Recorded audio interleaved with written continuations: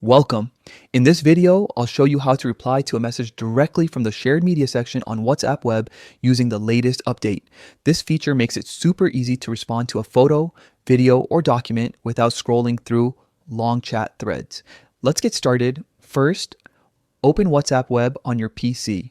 You can do this by visiting the WhatsApp web page and linking your phone through the QR code if you haven't already. Once your chats load, you'll see a clean layout with a few new icons that came with the latest update. Next, look to the left side menu of your screen. You'll notice a small media icon. Click on it. This is the section where all your shared media, including photos, videos, and documents, are neatly organized.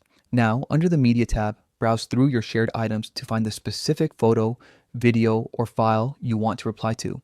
WhatsApp has made this section much smoother to navigate, making it easier to locate old media without digging through endless messages.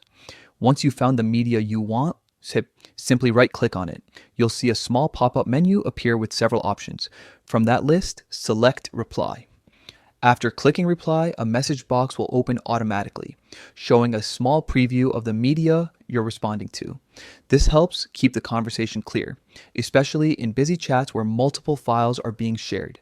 Now, type your reply message in the text box. You can add emojis, attachments, or whatever else you'd include in a normal WhatsApp message. When you're happy with your reply, click send, and that's it. Your response will now appear in the chat linked directly to the media you replied to. This small but powerful update saves time and keeps your conversations much more organized. If you found this quick guide helpful, make sure to hit like and subscribe for more useful WhatsApp tips and updates. Thanks for watching.